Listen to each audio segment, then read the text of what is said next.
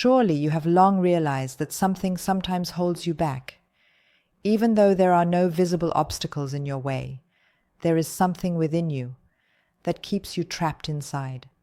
And this is increasingly coming to your attention so that you can now release it.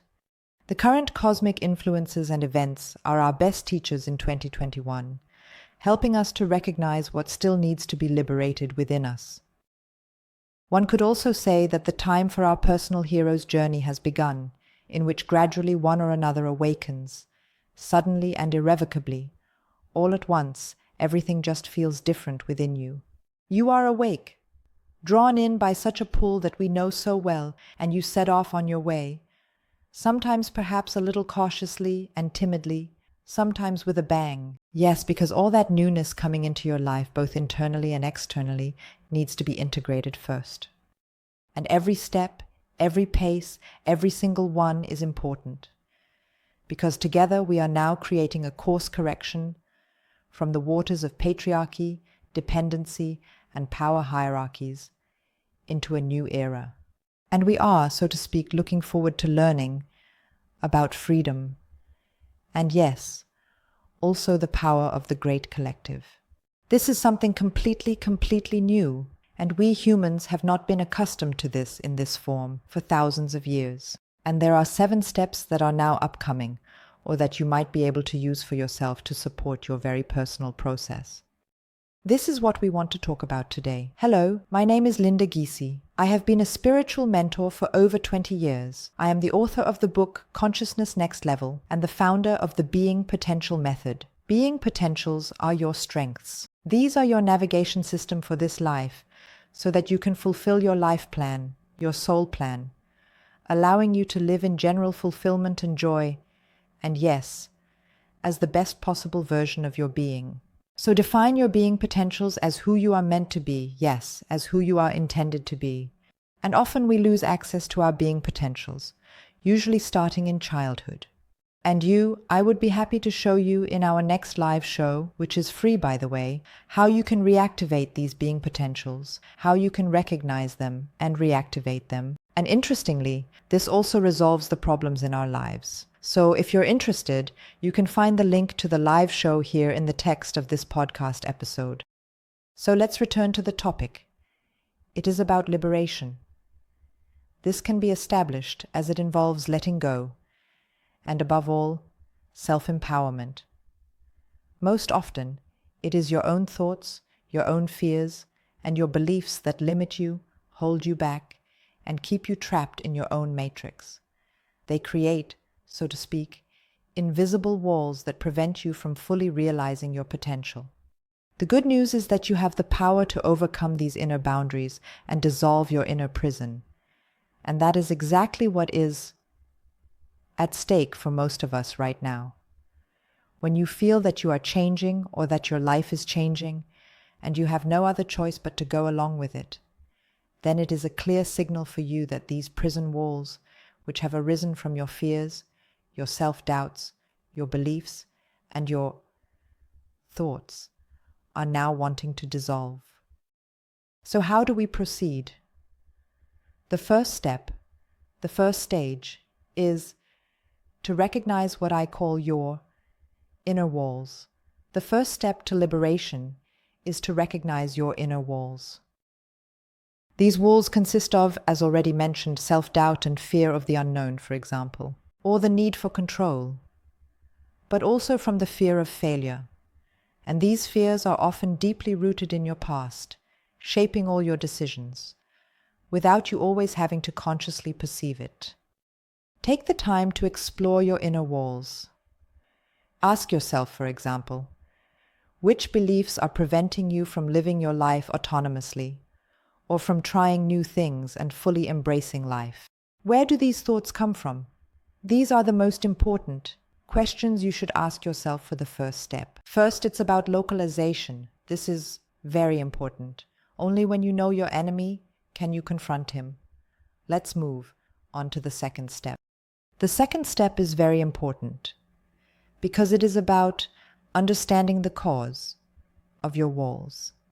Once you have recognized your inner walls, it is important to understand their cause as they often stem from experiences you had in your childhood, from the expectations of others, or from societal norms.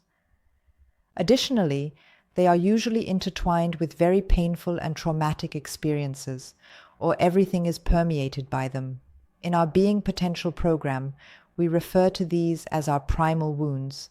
These are essentially the causes of your walls. Your primal wounds are the causes of your walls, and their influences, yes, the influences of your primal wounds, are reflected in how you behave, how you think, how you feel, how you decide, and how you try to protect yourself in your life. So, your entire being is influenced by your primal wound or your primal wounds. And these influences then, unconsciously, become a gigantic part of your identity.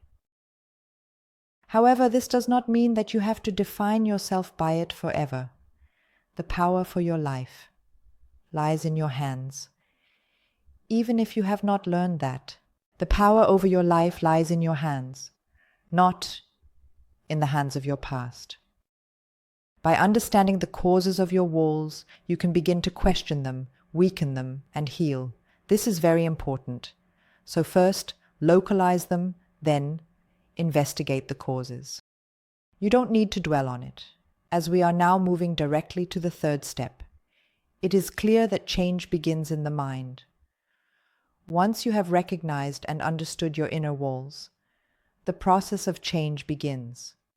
Most boundaries exist only in your mind. They are the stories you tell yourself. 2001, it is time to rewrite these stories. Start with that. Start by consciously recognizing negative thought patterns and replacing them with positive beliefs. Let's keep it simple. Instead of telling yourself that you are not good enough, you can also say, I am strong and I am capable. Or replace that, I will never make it. You can also say, I will try. And even if I fail, there is still the possibility to learn from it. Yes, so you simply take your beliefs that hold you back and replace them with statements that you can believe in. And this is a continuous process that one must stay committed to in order to bring these walls down.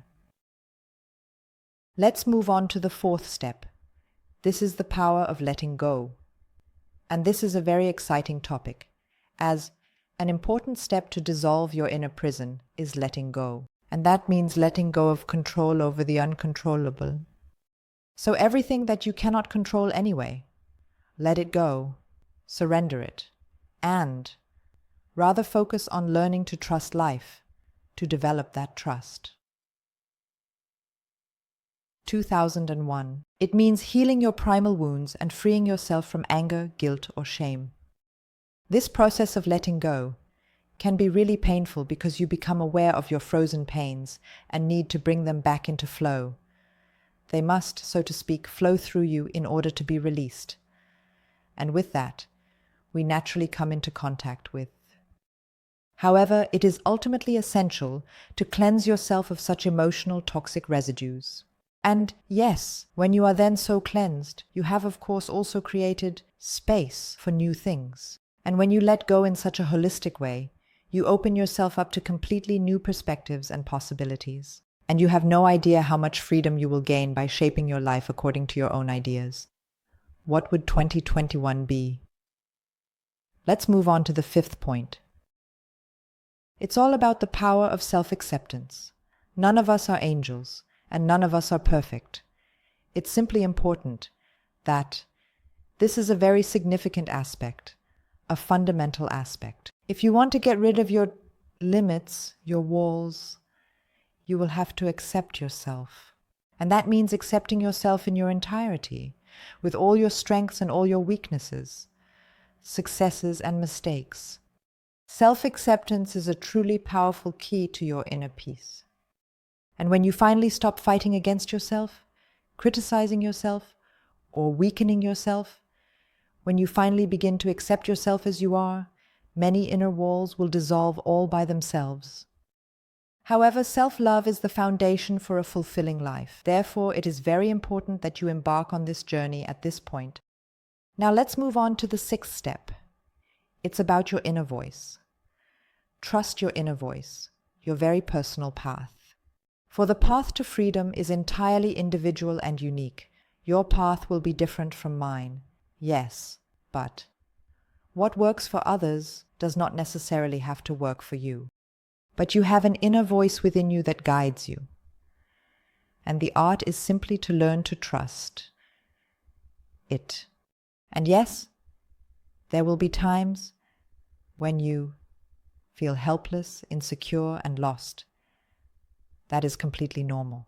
You have no idea how many times I sat crying in the corner on my journey because I didn't know how to move forward, because I didn't trust myself to take the path, yes, to listen to my inner voice. He was afraid of the consequences or of helplessness, yes, of what was supposedly coming according to my inner voice. Yes, many decisions I made, based on my inner voice, scared me. And yes, simply because I did not trust the wisdom of my inner voice. This has often turned out to be very positive in hindsight. In the beginning, it was not always pleasant. I can remember a phase in my life when I felt so terribly alone that I would regularly drive to a parking lot and really surrender to my wood scenario all alone in my car, because I just felt completely overwhelmed by life and by the decisions that had to be made. This can happen, especially when one is in a state of upheaval and has to leave behind many familiar things, where one may also take paths that are simply calling to them, paths they have not yet traveled.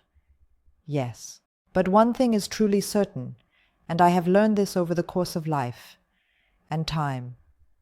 The more you trust your inner voice, the clearer the path ahead of you will become. Every challenge overcome brings you one step closer to life you desire. Yes. 7th, your life. Yes, surprise, surprise. At the end of this journey, freedom awaits for your life. The freedom to shape your life as you wish and as it corresponds to your true being. And here's a little spoiler. This freedom is not a state that you reach once and then have forever. No.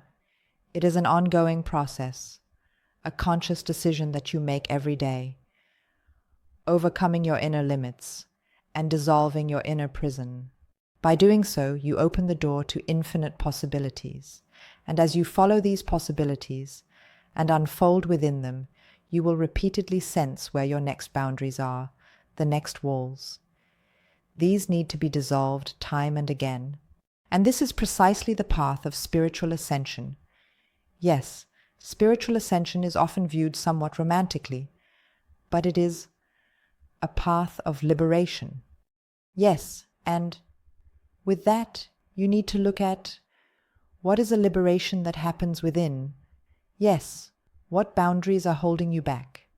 What walls? Yes, and then you start living the life you have actually deserved for a long time. Yes, a life of abundance, joy, and freedom. Yes, and then you ultimately find yourself in the flow. Yes, and I don't know how it is for you, but I used to really wish to live a life in the flow, because whenever I could taste it here and there, wow, that was so amazing. And I am so grateful to have taken this path, to be constantly in the flow, through my natural work on myself. Yes, that is what beautiful awaits us, so it lies in your hands. Open the door, free yourself, and ideally, start now. Write me a comment to let me know if you are also taking off with your liberation right now. And when you do that, feel free to join our next live show, as we will address your personal topics there. You can expect profound insights for your very unique and personal liberation. I would be very happy if you are interested. You can find the link in the description for this podcast episode. So, I am also very much looking forward to your comment. With love, the very, very best for you, your sister in spirit, your Linda Giese.